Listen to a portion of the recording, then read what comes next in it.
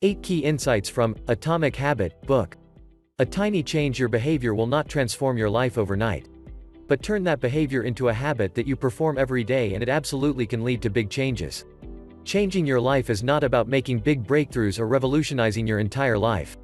Rather, it's about building a positive system of habits that, when combined, deliver remarkable results.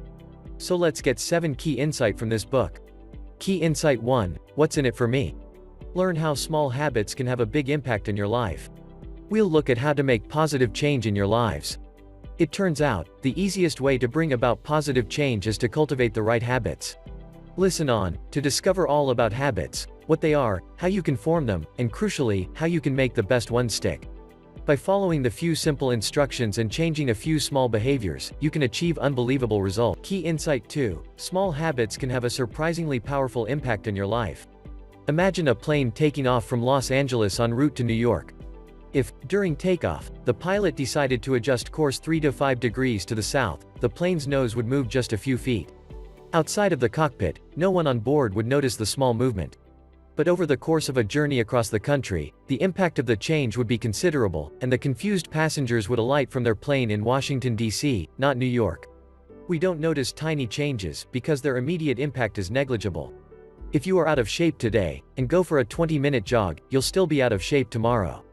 Conversely, if you eat a family-size pizza for dinner, it won't make you overweight overnight. But if we repeat small behaviors day after day, our choices compound into major results. Eat pizza every day, and it's likely you will have gained considerable weight after a year. Go jogging for 20 minutes every day, and you'll eventually be leaner and fitter, even though you won't have noticed the change happening. If you want to make a positive change in your life, you should recognize that change requires patience, as well as confidence that your habits are keeping you on the right trajectory, even if you aren't seeing immediate results. So if you find that your behaviors and habits don't seem to be paying off, try to focus on your current trajectory rather than your current results. If you have little money in the bank but you are saving something each month, then you can be confident that your trajectory is right. Your current results might not be great, but keep going in this direction and, in a few months or a few years, you will notice a major improvement. By contrast, a millionaire who outspends his earnings each month may not be worried about his bank statements from one month to the next, but, in the end, his trajectory will catch up with him. The key to making big changes in your life doesn't have to involve major upheaval. You don't need to revolutionize your behavior or reinvent yourself. Rather, you can make tiny changes to your behavior, which, when repeated time and time again, will become habits that may lead to big results. Key Insight 3, Habits are automated behaviors that we've learned from experience. When you walk into a dark room, you don't think about what to do next, you instinctively reach for a light switch. It's a habit, a behavior that you've repeated so many times that it now happens automatically. So how are habits formed? Well, our brain figures out how to respond to new situations through a process of trial and error. 19th-century psychologist Edward Thorndike famously demonstrated this with an experiment where cats were placed in a black box. Unsurprisingly, each cat immediately tried to escape from the box, sniffing at its corners and clawing at its walls. Eventually, the cat would find a lever that, when pressed, would open a door, enabling escape. Thorndike then took the cats that had successfully escaped and repeated the experiment. His findings? Well, after being put in the box a few times, each cat learned the trick. Rather than scrambling around for a minute or more, the cats went straight for the lever. After 20 or 30 attempts, the average cat could escape in just 6 seconds. In other words, the process of getting out of the box had become habitual. Thorndike had discovered that behaviors that give satisfying consequences, in this case, gaining freedom, tend to be repeated until they become automatic. Like cats in the 19th century, we also stumble across satisfying solutions to life's difficulties and predicaments. And, thankfully, we now understand a little more about how habits work. Habits begin with a cue, or a trigger to act. Walking into a dark room cues you to perform an action that will enable sight. Next comes a craving for a change in state, in this case, to be able to see. Then comes our response, or action, flicking the light switch. The final step in the process, and the end goal of every habit, is the reward. Here, it's the feeling of mild relief and comfort that comes from being able to see your surroundings. Every habit is subject to the same process. Do you habitually drink coffee every morning? Waking up is your cue, triggering a craving to feel alert. Your response is to drag yourself out of bed and make a cup of joe. Your reward is feeling alert and ready to face the world. But, of course, not all habits are good for us. Now that we understand how habits work, let's look at building positive ones that improve our lives. Key insight 4. Building new habits requires hard-to-miss cues and a plan of action. All of us have cues that trigger certain habits. The buzz of your phone, for example, is a cue to check your messages. And once you understand that certain stimuli can prompt habitual behavior, you can use this knowledge to change your habits. How? Well, one way is to change your surroundings and general environment to encourage better habits. Just take the work of Boston-based Dr. Ann Thorndike. She wanted to improve her patients' dietary habits without requiring them to make a conscious decision. How did she pull this off? She had the hospital cafeteria rearranged. Originally, the refrigerators next to the cash registers contained only soda.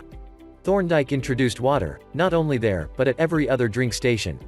Over 3 months, soda sales dropped by 11%, while water sales shot up by 25%. People were making healthier choices, just because the cue to drink water rather than soda was more prominent. So simple changes to our environment can make a big difference. Want to practice guitar? Leave the instrument out in the center of the room. Trying to eat healthier snacks? Leave them out on the counter, instead of in the salad drawer. Make your cues as obvious as possible, and you'll be more likely to respond to them. A second great way to strengthen cues is to use implementation intentions. Most of us tend to be too vague about our intentions.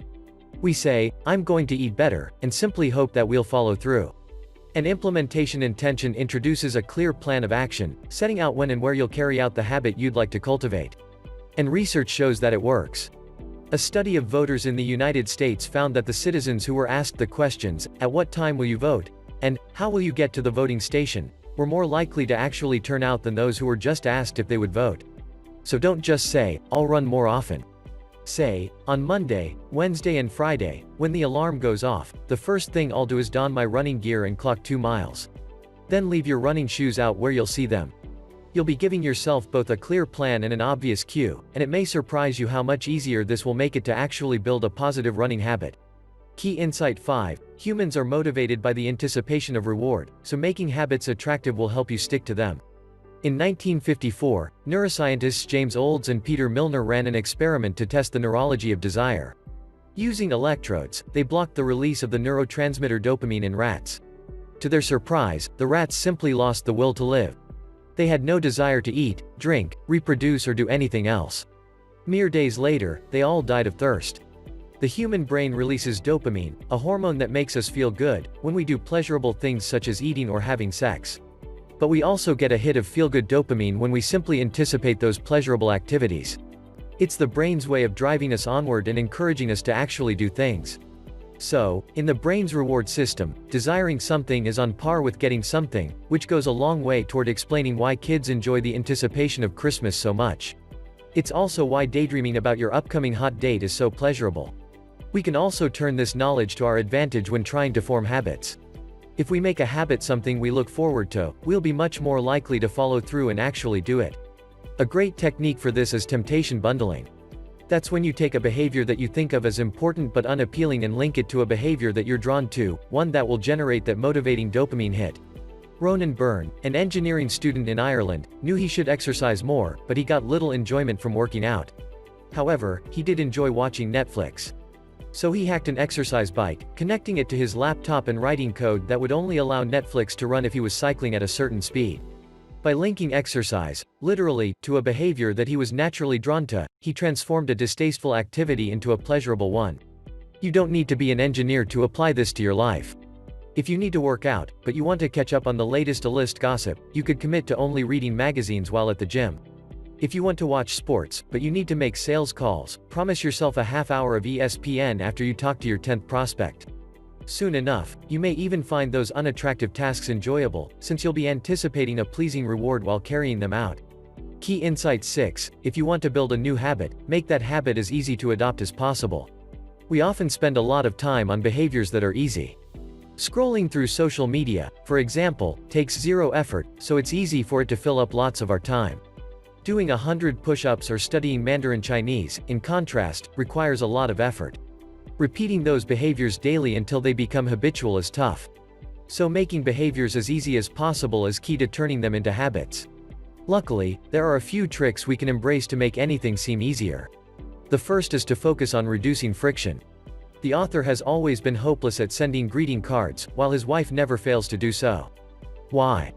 Well, she keeps a box of greeting cards at home, pre-sorted by occasion, making it easier to send congratulations or condolences or whatever is called for.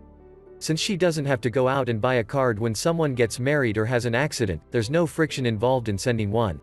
You can also use this approach to increase friction for bad habits. If you want to waste less time in front of the TV, unplug it and take the batteries out of the remote. Doing so will introduce enough friction to ensure you only watch when you really want to. The second trick for making a habit easier in the long term is the 2-minute rule, a way to make any new activity feel manageable.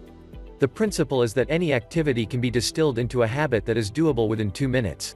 Want to read more? Don't commit to reading one book every week. Instead, make a habit of reading 2 pages per night. Want to run a marathon? Commit to simply putting on your running gear every day after work. The 2-minute rule is a way to build easily achievable habits, and those can lead you on to greater things. Once you've pulled on your running shoes, you'll probably head out for a run. Once you've read 2 pages, you'll likely continue. The rule recognizes that simply getting started is the first and most important step toward doing something. Now let's take a look at the final rule for using habits to improve your life. Key Insight 7: Making your habits immediately satisfying is essential to effective behavior change. In the 1990s, public health researcher Stephen Luby, working in the neighborhood of Karachi, Pakistan, achieved a huge 52% reduction in diarrhea among the local children. Pneumonia rates dropped by 48%, and skin infections by 35%. Luby's secret? Nice soap. Luby had known that hand washing and basic sanitation were essential to reducing illness. The locals understood this, too, they just weren't turning their knowledge into a habit. Everything changed when Luby worked with Procter & Gamble to introduce a premium soap into the neighborhood for free. Overnight, handwashing became a satisfying experience. The new soap lathered easily and smelled delightful. Suddenly, everyone was washing their hands, because it was now a pleasing activity. The final and most important rule for behavioral change is to make habits satisfying. This can be difficult, for evolutionary reasons. Today, we live in what academics call a delayed return environment. You turn up at the office today, but the return of paycheck doesn't come until the end of the month. You go to the gym in the morning, but you don't lose weight overnight. Our brains, though, evolved to cope with the immediate return environment of earlier humans, who weren't thinking about long-term returns like saving for retirement or sticking to a diet. They were focused on immediate concerns like finding their next meal, seeking shelter and staying alert enough to escape any nearby lions. Immediate returns can encourage bad habits, too. Smoking may give you lung cancer in 20 years, but, in the moment, it relieves your stress and the craving for nicotine, which means you may ignore the long-term effects and indulge in a cigarette. So when you are pursuing habits with a delayed return, try to attach some immediate gratification to them. For example, a couple the author knows wanted to eat out less, cook more, get healthier and save money. To do so, they opened a savings account called Trip to Europe, and every time they avoided a meal out, transferred $50 to it. The short-term satisfaction of seeing $50 land in that savings account provided the immediate gratification they needed to keep them on track for the ultimate, longer-term reward. However pleasurable and satisfying we make habits, we may still fail to maintain them. So let's take a look at how we can stick to our good intentions. Key Insight 8: Create a framework to keep your habits on track, using trackers and contracts. Whether you're trying to write your journal or give up smoking, managing your own behaviors can be hard. Thankfully, there are a few simple measures that can help. Habit tracking is a simple but effective technique. Many people have kept a record of their habits. One of the most well-known is founding father Benjamin Franklin. From the age of 20, Franklin kept a notebook in which he recorded adherence to 13 personal virtues, which included aims like avoiding frivolous conversation and to always be doing something useful. 1. He noted his success every night. You, too, can develop a habit tracker, using a simple calendar or diary, and crossing off every day that you stick with your chosen behaviors. You'll find it effective, because habit tracking itself is an attractive, and satisfying, habit. The anticipation and action of crossing off each day will feel good and keep you motivated. A second technique is to develop a habit contract that imposes negative consequences if you fail to stay on track. Brian Laris, an entrepreneur from Nashville, took his habit contract very seriously. In a contract signed by him, his wife and his personal trainer, he committed to get his weight down to 200 pounds. He identified specific habits that would help get him there, including tracking his food intake each day and weighing himself each week. Then he set up penalties for not doing those things. If he failed to track food intake, he would have to pay $100 to his trainer. If he failed to weigh himself, he would owe $500 to his wife. The strategy worked, driven not just by his fear of losing money but by his fear of losing face in front of two people who mattered to him. Humans are social animals. We care about the opinions of those around us, so simply knowing that someone is watching you can be a powerful motivator for success. So why not set yourself a habit contract? Even if it isn't as detailed as Harris, consider making a commitment to your partner, your best friend or one of your coworkers. If you agree upon a set of consequences for failing to follow through, you'll be much more likely to stick to your habits. And as we've seen, sticking to a positive habit, however small, is a surefire way to achieve big things in life. Now it's your turn to implement. Use habit stacking to introduce new behaviors. If you want to build a new habit, you could try stacking it on top of an existing habit. Let's say you want to start meditating, but you're struggling to find the time. Try thinking about those things you do effortlessly each day, like drinking coffee in the morning. Then just stack the new habit on top. Commit to meditating each morning when you've finished your coffee, and build on the natural momentum that comes from a habit you already have. So, what's key insight that most resonate with you? Why? Flashbook will continue to create book summaries to enhance your life. Comment below if you have any book recommendation to be reviewed.